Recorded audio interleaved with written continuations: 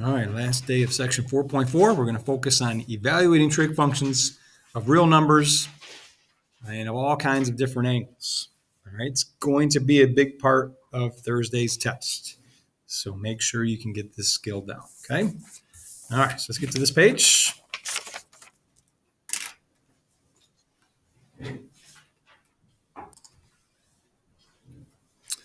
Okay, so they've got their description on evaluating trig functions of any angle. Here's my description that I like a little bit better. Let's kind of squeeze in these steps right here. So step one, what I want you to do, or the expectation is that you're going to draw a reference, okay, a reference triangle with the x-axis. Just like we draw reference angles with the x-axis, we're going to create a reference triangle with the x-axis and the appropriate sides. Sides, it's going to be one of our special right triangles. Okay, so draw a reference triangle made with the x-axis and we'll include the appropriate sides. Okay, and once we do that, it makes our job a lot easier. Okay, this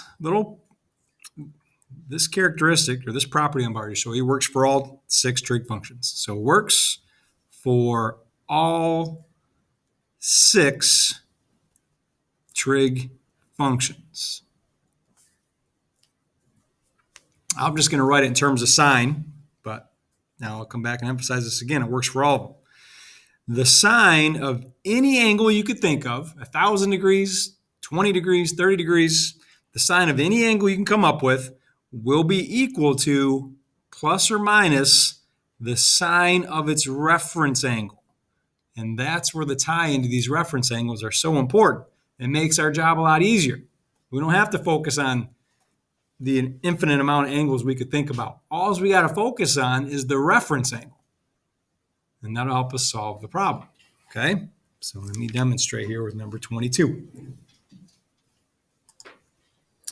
Okay, so evaluate the sine, cosine, tangent of the angle without using a calculator. They may ask for all 6 trig functions. They may just ask for half or just one, something like that. Okay? So here we go. Step 1. It says to draw a reference triangle. So I'm going to label this step 1. Okay, let's draw the angle of 135. It's going to drop in the second quadrant, so I'm really just making my second quadrant much larger. This rotates around to about, it's going to split the quadrant if you're kind of doing the math, right? Because the reference angle here is 45 degrees. I'm going to go ahead and tuck that in right here in the bottom, 45 degrees. Okay, so what I mean by a reference triangle is I want you to draw a triangle with the x-axis every time. Do not do the y-axis. I know it would kind of be the same, but not for the other 30, 60, 90. All right, so make sure you're doing this reference triangle with the x-axis every time. Okay, and if you drop it down, look what we have. We have an isosceles right triangle. This is 90, this is 45. This has to be 45 to add up to 180. So this is 45, and we know the legs are always equal. You could choose whatever legs you wanted, 2 and 2, 3 and 3, 4 and 4. We always like to go with 1 and 1 because it's already simplified for us. But this is the coordinate plane, so you got to remember, I'm going left 1, then up 1. All right, so it would make sense to go ahead and put in the appropriate sign since we're trying to get that coordinate. Okay, it's 1, 1, and this is square root of 2. Okay, if you don't have that memorized yet, it's time. You've got to memorize this. Okay? All right, so then you have the flexibility now. If you prefer your x, y, r definitions, then you just got to realize this coordinate is left 1, up 1. And you have x, you have y, you have the radius. If you prefer your SOHCAHTOA definitions, then use this reference triangle we did. Okay?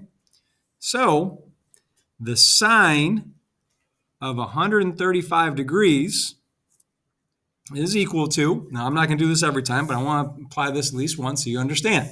Sine of 135 is going to be equal to plus or minus the sine of its reference angle, which is 45 degrees. So that's all I have to focus on now. and then decide if it's positive or negative. Okay, I already put in the negative in the right spot, so that should take care of itself. Same goes for all of them. Cosine of 135 will be equal to plus or minus cosine of 45, and tangent in all of them. Okay? All right, so sine of 135 is equal to opposite over the hypotenuse, or y over r. 1 over square root of 2. Rationalize it, and we'll get our answer. Square root of 2 over 2. Okay? So they're telling you not to use a calculator in the directions, because if you just have the decimal form of this, you will get 0 credit on your test, and you got to be showing your work and justifying your solution. Show your learning. Okay? Cosine of 135. Everything's here for us, right? Just keep following your definitions now. Adjacent over hypotenuse, or take the x over r approach. And the math is exactly the same, except this one's negative. All right, so if you want to skip that work, fine. It's going to be equal to negative square root of 2 over 2.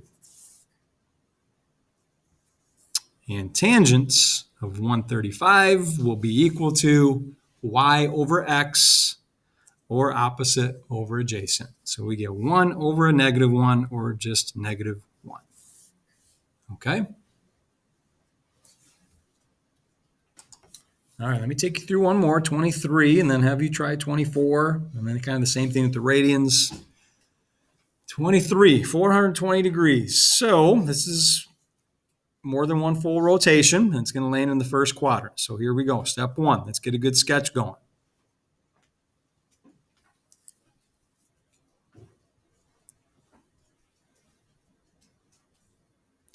So we've got 360 degrees.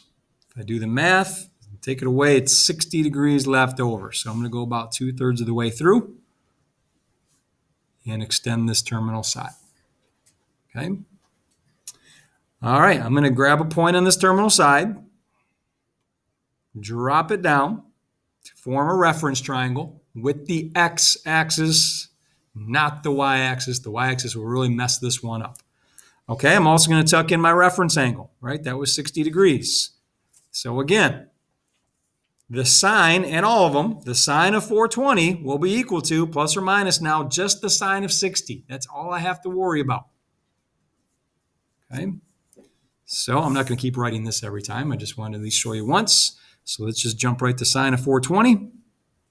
Actually, I didn't finish my reference triangle, so let me backtrack again to our diagram. Okay, so the 30, 60, 90 relationship, it always starts for me in my brain opposite the small angle. So if this is the big angle, the small angle is right here. This is the 30. Because opposite the small angle is the small leg. This is always 1. Okay, the long leg is square root of 3. You might be wondering, well, how do I know which number is longer? This is like 1.7 in decimal form or something like that. I have to double check. But that is the bigger leg, the bigger number. Okay, and the hypotenuse is always double the short leg.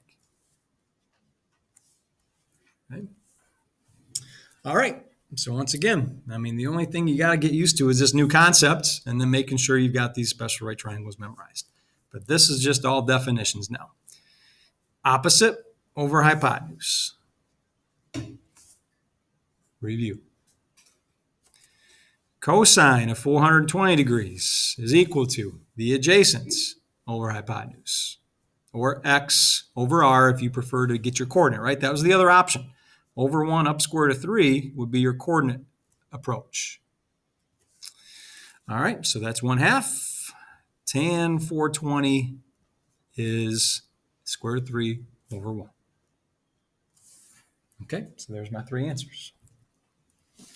All right, your turn for 24, and then I'll demonstrate a radians one, and then let you try the radians one. So pause the video home and try 24.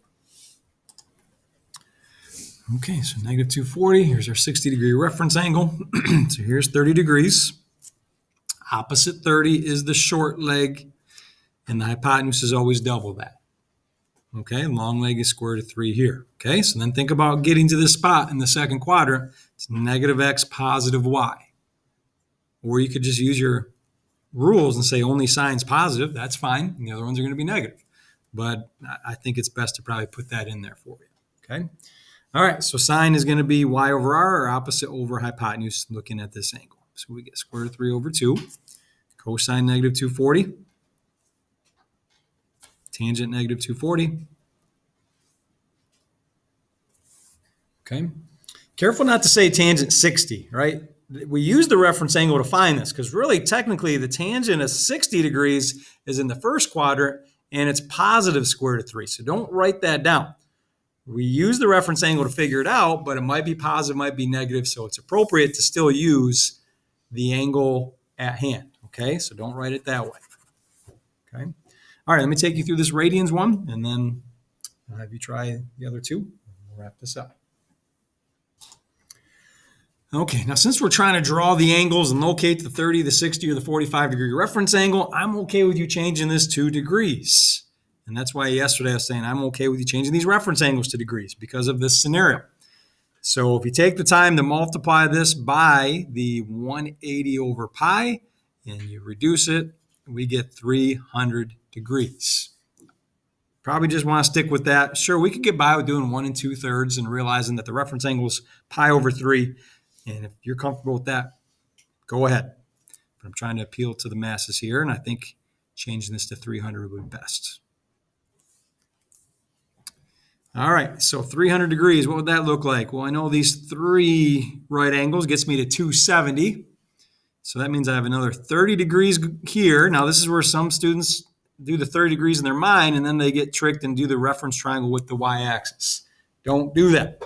Always make your reference triangle with the x-axis.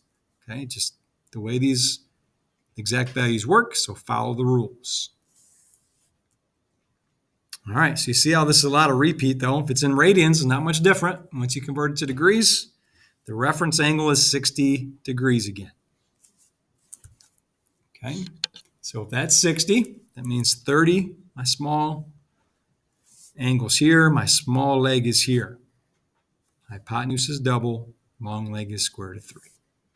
And which is negative? Positive x, negative y to get to that point. Okay? So again, I don't know if you're writing down the coordinates. If you want to, we'd say over 1, down negative square root of 3. You got x, you got y, you got r, and you're off. Or if you're using SOHCAHTOA, but don't use this triangle, use this triangle, and you'll be fine with that too. So we'd say sine of 5 pi over 3 is equal to negative square root of 3 over 2.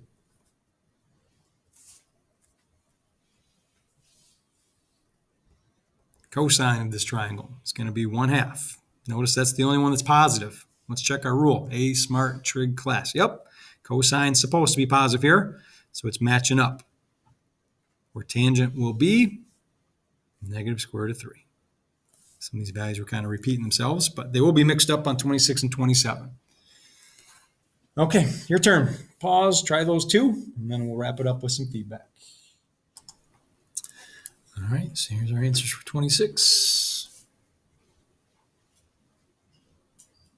We're to get down here in the third quadrant, it's negative x and negative y. So once you put in those 1s, think about the signs to get there, okay? And then for 27, it's negative 570 degrees. So if we draw that angle correctly, we get a 30-degree reference angle. Okay, so if I have a 30-degree reference angle, opposite the 30 is the 1, this is double, this is the square root of 3. So there's those answers there. All right, so we're done with all the new material. So tomorrow we're going to review and work on getting ready for the test. So I just wanted to present this to you, make sure you understand the things that you need to have down and have memorized. Your definitions for your trig functions. This was back from section 4.1. Our rules on sines, A Smart Trig class. You know, hopefully you've got most of this down by now. Special right triangles, if you don't have that down, get it down soon. Our coterminal approach just means add 360, add a rotation to it, and then how to get these coordinates with the quadrantal angles, okay? All right, that's it for today.